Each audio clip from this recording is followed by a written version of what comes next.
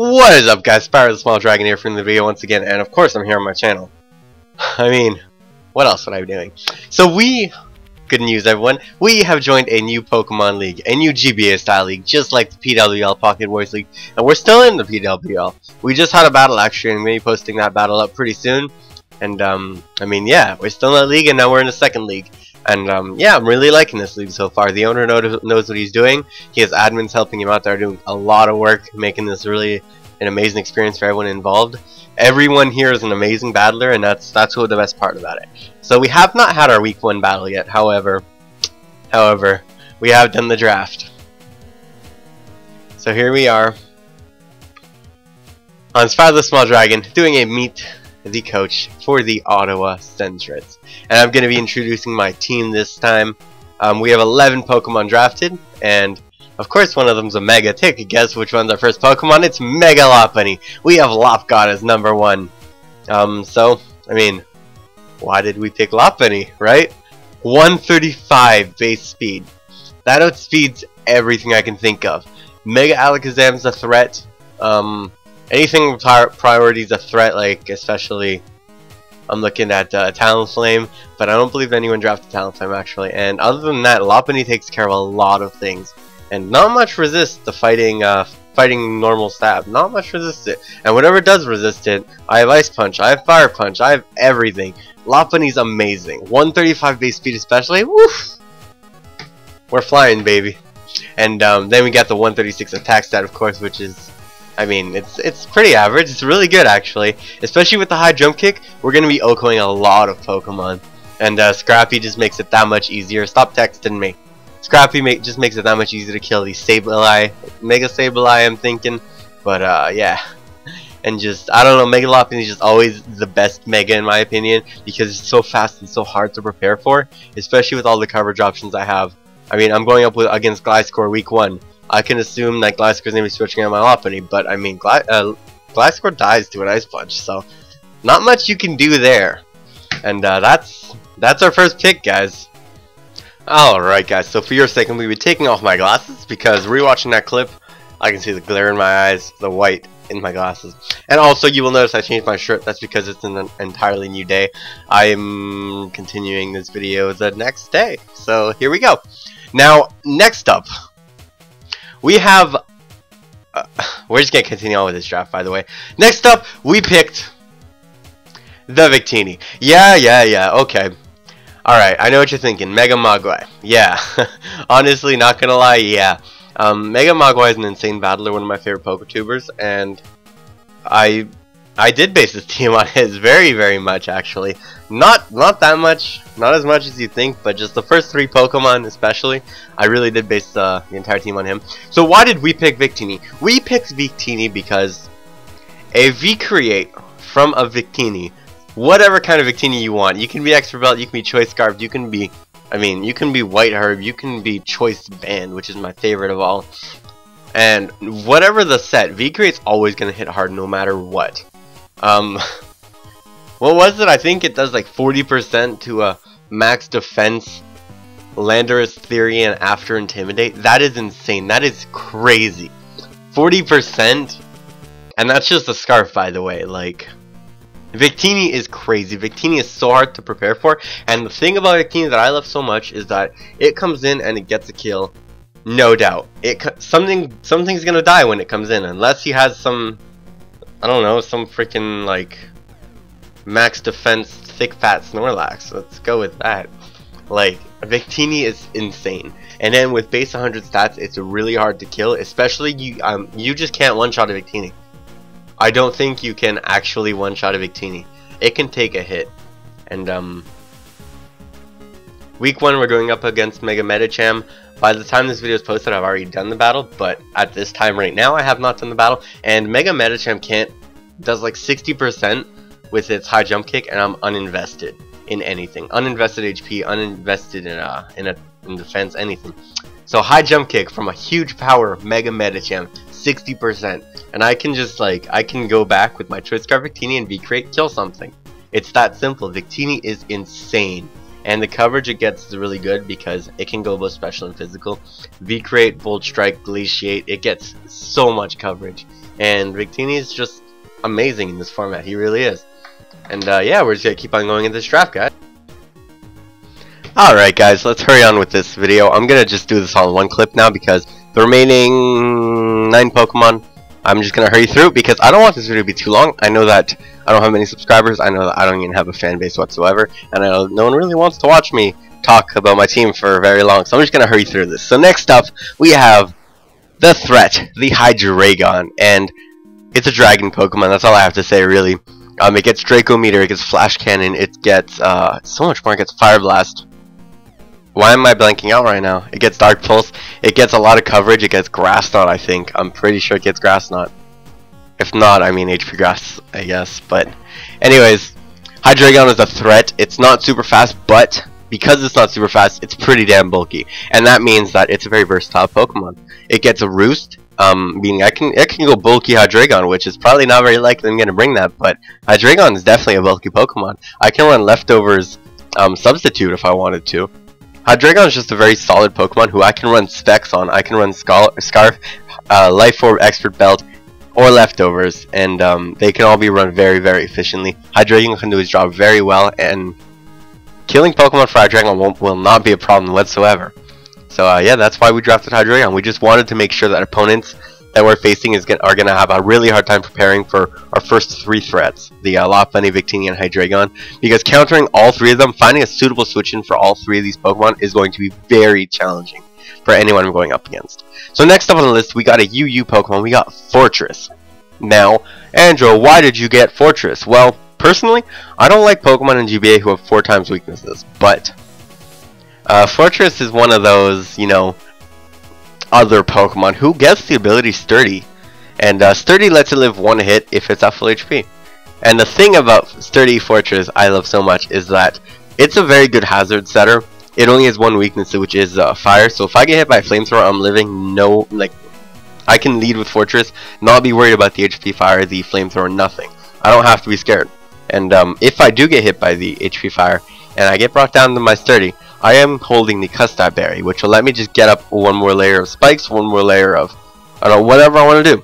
I can run Toxic Spikes, Stealth Rocks, I can run Volt Switch, I can run Gyro Ball, I can run everything. Hydreigon gets a lot of, or not Hydreigon, what am I saying? Fortress gets a lot of very good stally moves, but it doesn't have any recovery other than Leftovers, so that's where it's kind of lackluster, but its defense at 140 is insane.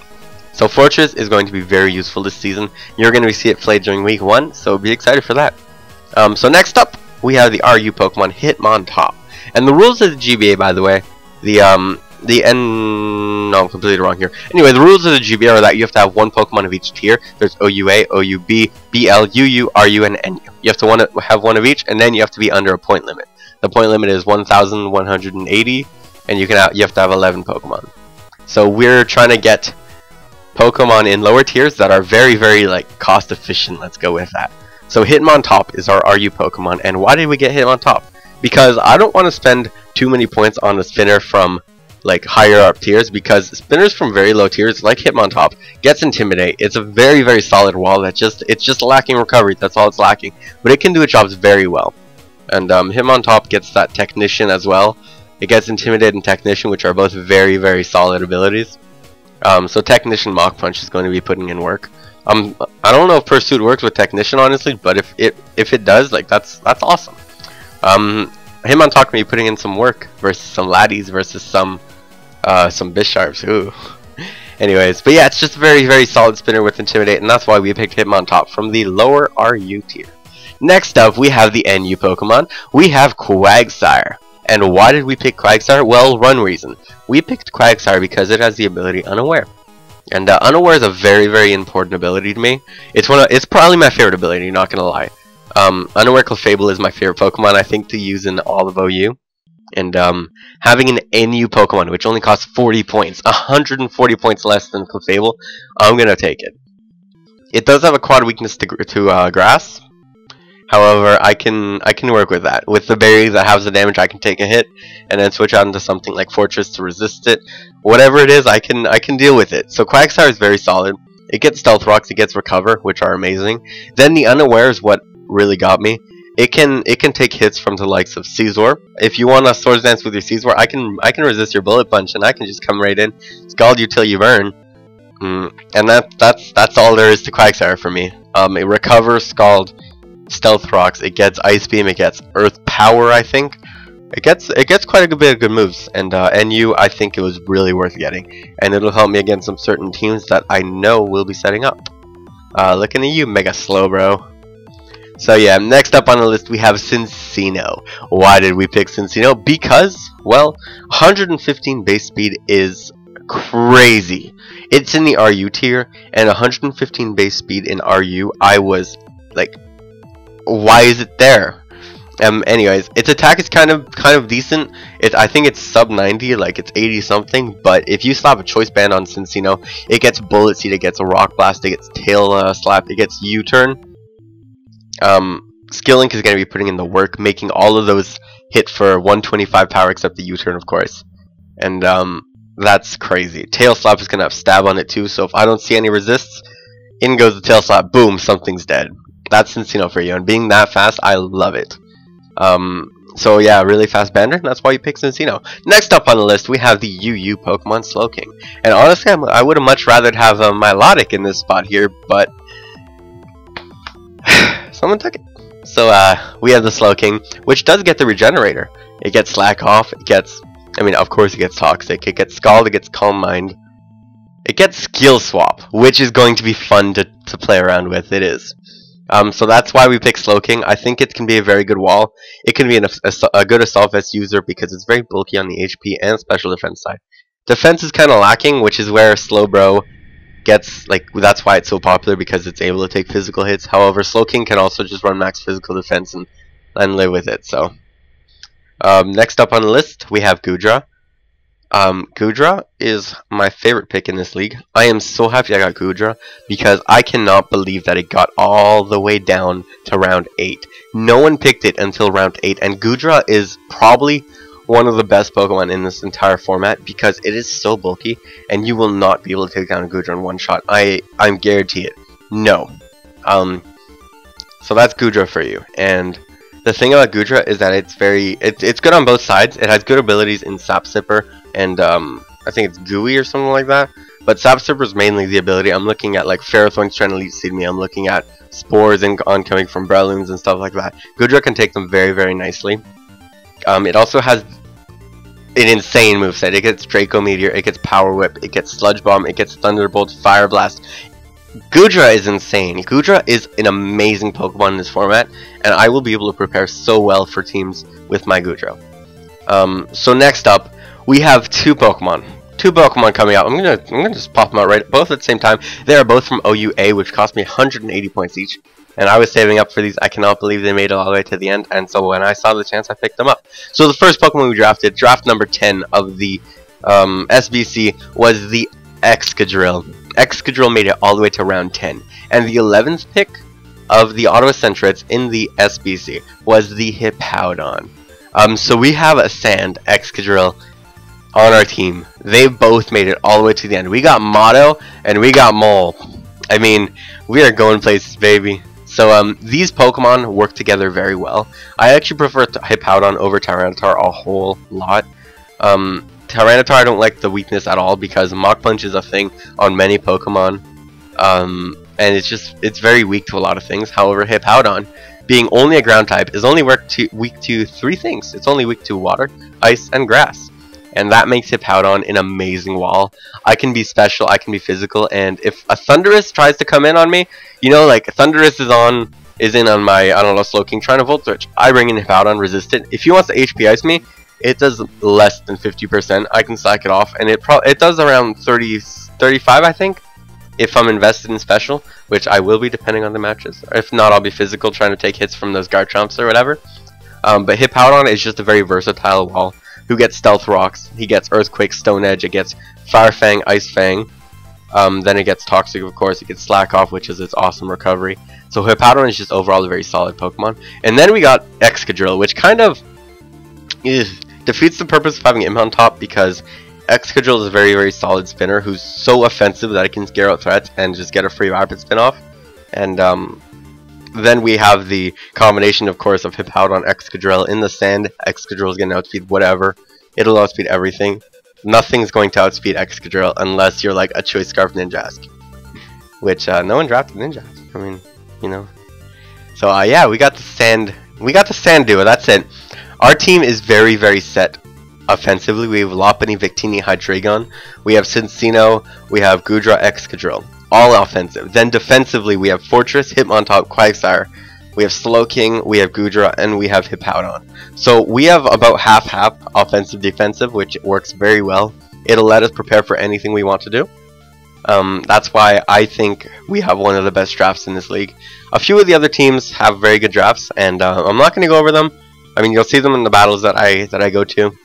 I'm going to be posting every one of them here anyways, so enjoy those battles, guys. But the Ottawa Sentrets, I can promise you, you will see us in the playoffs. We may not win. We may not win.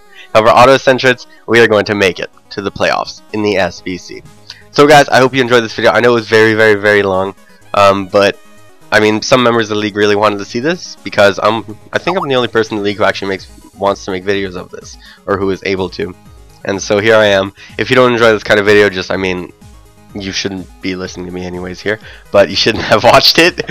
But yeah, that's it, guys. So thanks for watching the video, and I will see you in week 1 versus Yo Stuff. So yeah, good luck, Ottawa Sentrets. Good luck, Yo Stuff. Goodbye, yeah.